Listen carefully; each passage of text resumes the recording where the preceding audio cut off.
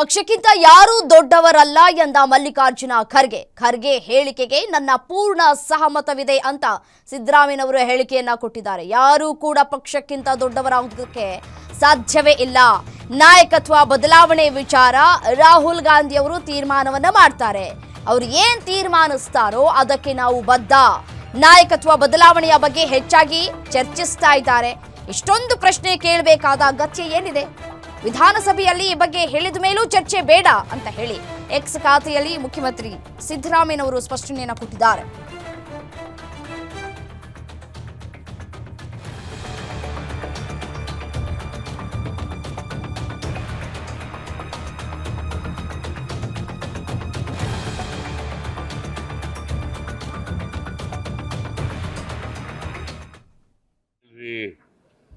ರಾಹುಲ್ ಗಾಂಧಿ ಅವರು ತೀರ್ಮಾನ ಮಾಡಬೇಕು, ಹೈಕಮಾಂಡ್ ತೀರ್ಮಾನ ಮಾಡಬೇಕು.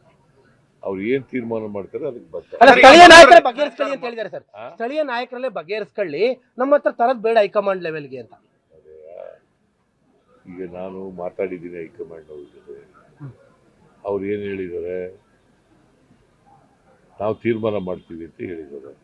ಹೈಕಮಾಂಡ್ ಅವ್ರು ಏನ್ ತೀರ್ಮಾನ ಮಾಡ್ತಾರೆ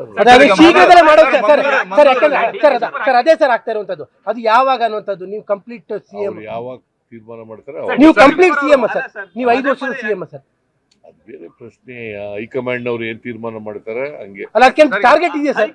ಸರ್ ಅದಕ್ಕೆ ಟಾರ್ಗೆಟ್ ಇದೆಯಾ ಸರ್? ನೀವು ಚರ್ಚೆ ಮಾಡಕ್ ಶುರು ಮಾಡಿದಿರಲ್ಲ.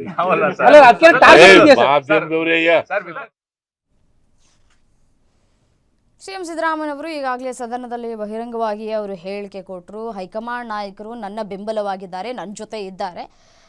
ಮತ್ತು ಈಗಾಗಲೇ ನಾನು ಸ್ಪಷ್ಟಪಡಿಸಿದ್ದೇನೆ, ಈ 2.5 ವರ್ಷಗಳ ಕಾಲ ಏನಿದೆಯೋ ಅದಕ್ಕೂ ನಾನೇ ಸಿಎಂ ಆಗಿ ಮುಂದುವರಿತೇನೆ. ಇದರಲ್ಲಿ ಯಾವುದೇ ರೀತಿಯಾದಂತಹ ನಾಯಕತ್ವ ಬದಲಾವಣೆ ವಿಚಾರಕ್ಕೆ ಸಂಬಂಧಪಟ್ಟಂತೆ ಹೈಕಮಾಂಡ್ ಮಟ್ಟದಲ್ಲಿ ಚರ್ಚೆಯಾಗಿಲ್ಲ ಅಂತ ಹೇಳಿ ಸ್ಪಷ್ಟನೆಯನ್ನು ಕೊಟ್ಟಿದ್ರು. ಆದರೆ ಈ ಸ್ಪಷ್ಟನೆ ಕೊಟ್ಟ ನಂತರವೂ ಕೂಡ ಒಂದಷ್ಟು ಚರ್ಚೆಗಳು ಕೂಡ ರಾಜಕೀಯ ವಲಯದಲ್ಲಿ ಆಗ್ತಾ ಇದೆ. DK ಶಿವಕುಮಾರ್ ಅವರು ಸಿಎಂ ಆಗಬೇಕು ಅನ್ನುವಂತಹ ನಿಟ್ಟಲ್ಲಿ ಒಂದಷ್ಟು ಸರ್ಕಸ್ಸನ್ನು ನಡೆಸ್ತಾನೇ ಇದ್ದಾರೆ. ಈಗಾಗಲೇ AICC ಅಧ್ಯಕ್ಷ ಮಲ್ಲಿಕಾರ್ಜುನ ಖರ್ಗೆ ಅವರು ಕೂಡ ಒಂದಷ್ಟು ಸಲಹೆ ಸೂಚನೆಯನ್ನು ಕೂಡ ಕೊಟ್ಟಿದ್ದಾರೆ. ಮತ್ತೆ ಇದೀಗ ಎಕ್ಸ್ ಖಾತೆಯಲ್ಲಿ ಮುಖ್ಯಮಂತ್ರಿ ಸಿದ್ದರಾಮಯ್ಯ ಸ್ಪಷ್ಟನೆಯನ್ನು ಕೊಟ್ಟಿದ್ದಾರೆ.